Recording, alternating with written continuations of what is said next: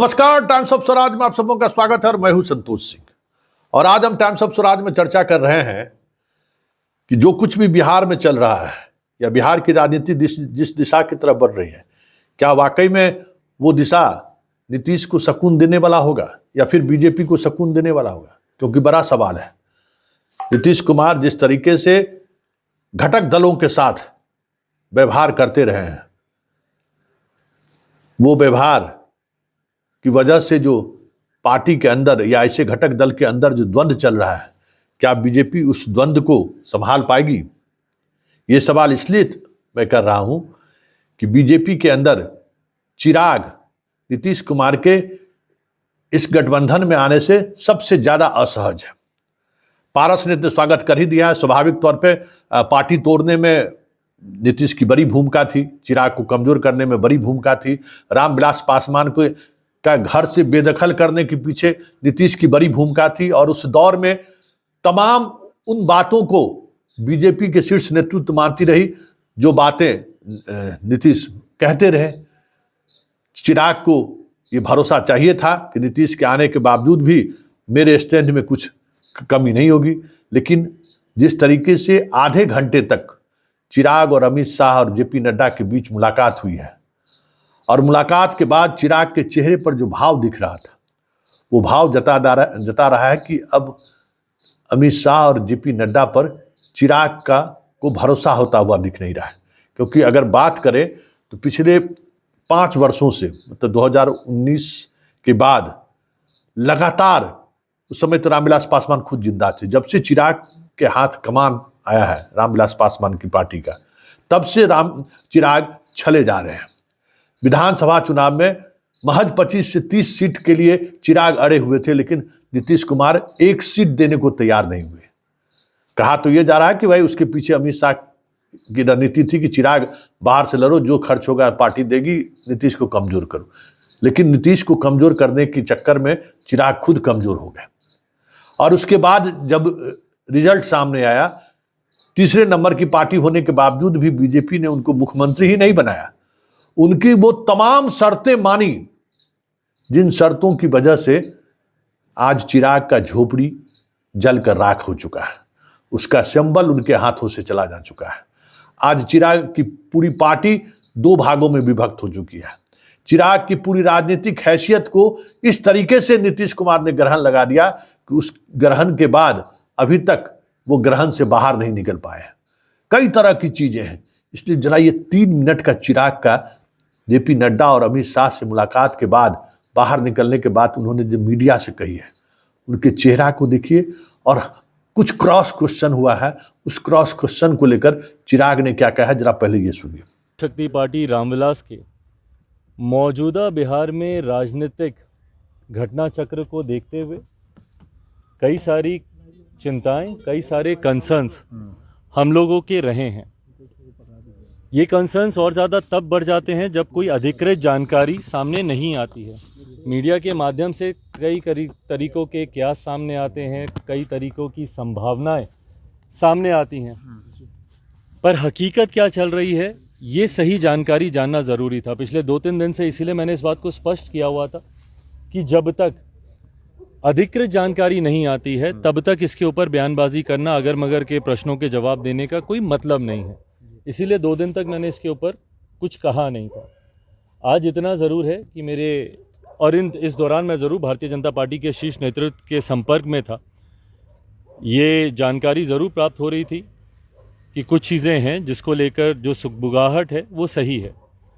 आज उन तमाम विषयों पर मेरी भारतीय जनता पार्टी के राष्ट्रीय अध्यक्ष जेपी नड्डा जी, केंद्रीय गृह मंत्री आदरणीय अमित शाह जी से मुलाकात हुई। लोक जनशक्ति पार्टी रामविलास ने अपनी तमाम बातों को, अपने तमाम कंसर्न्स को, अपनी तमाम चिंताओं को उनके समक्ष मजबूती से रखा है। उनके द्वारा भी एश्योरेंस कई विषयों पर दिया गया है। कई विषय हैं जिस पर विस्तार में हम लोग की चर्चा हुई। लगभग आधे घंटे तक ये बैठक चली है। हर मुद्दे पर हम लोगों ने चर्चा की है।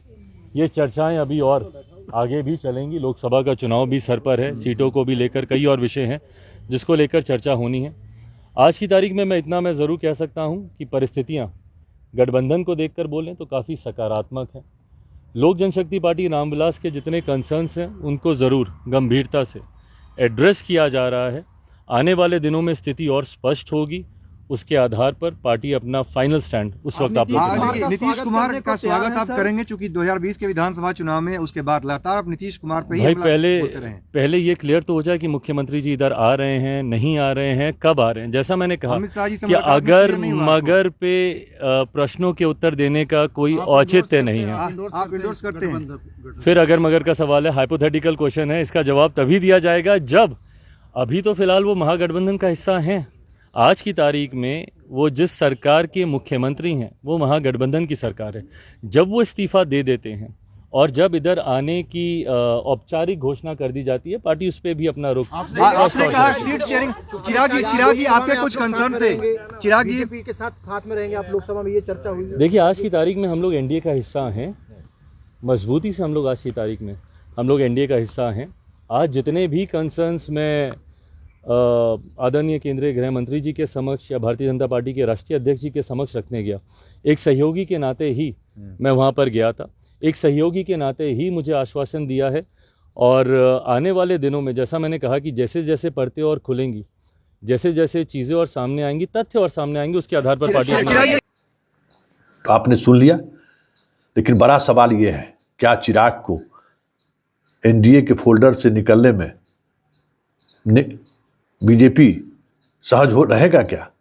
बड़ा सवाल है, क्योंकि मांझी को लेकर भी यही चीजें आ रही हैं। जिस तरीके से मांझी को सार्वजनिक रूप से उन्होंने अपमानित किया है, नीतीश कुमार सदन में अपमानित किया है, क्या वो अपने अपमान को भूल जाएंगे? क्या उनका समाज वो अपमान का घूंट पी कर रह जाएगा? ये सारी चीजें हैं जो चीजें बीजेपी के लिए सहज नहीं है। उपेंद्र कुशवाहा कोई मुद्दा नहीं है। उपेंद्र कुशवाहा अब स्वाभाविक तौर पे नीतीश के साथ आ भी सकते हैं, नीतीश के साथ जा भी सकते हैं, नीतीश में फिर से अपनी पार्टी को मिला भी सकते हैं। उनको परहेज तेजस्वी से था, लेकिन चिराग फैक्टर है, क्योंकि चिराग जिस तरीके से कसमकस की स्थिति में है, अगर चिराग एनडीए का साथ छोड़ा, हालांकि नीतीश चाहेंगे कि चिराग छोड़ दे, अब ये भी होगी, क्योंकि राजनीति सिर्फ ऐसी तरीके से नहीं चलेगा, क्योंकि बीजेपी ने नीतीश को बुलाया है।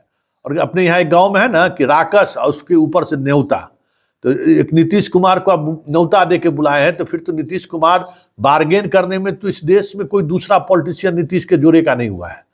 तो आप देखिए कि उस बार्गेन में चिराग की बलि कहाँ पर चढ़ती है, क्योंकि चिराग का बलि तय है। चिराग को नीतीश टॉलरेट नहीं कर सकते हैं, क्योंकि पिछले 15 महीने से चिराग ने जितनी गाली, मतलब 2020 के बाद जितनी गाली चिराग ने दी है नीतीश कुमार को, हमें नहीं लगता है कि चिराग के उस गाली को नीतीश टॉलरेट करेंगे आज भी। वैसे उस गाली का चुन चुन कर चिराग से नीतीश ने बदला ले लिया है। आज चिराग जहाँ खड़े हैं उसमें नीतीश की बड़ी भूमिका है, लेकिन बिहार की राजनीति में चिराग भी एक फैक्टर है, और उस फैक्टर को बीजेपी नीतीश के कहने पर नजरअंदाज करती है, तो फिर 2024 के चुनाव में बिहार की राजनीति एक अलग करवट ले ले तो कोई बड़ी बात नहीं होगी। हालांकि ये अभी कहना जल्दबाजी होगा, लेकिन जरा उनकी उस बात से आपने बहुत सहज तरीके से समझ लिया होगा कि ये जो सत्ता परिवर्तन हो रहा है, और तेजस्वी जो कह रहे थे कि सत्ता परिवर्तन बहुत ही आसान नहीं होगा, ताजपोशी बहुत आसान नहीं होगा, उसके पीछे एक बड़ा फैक्टर चिराग भी है।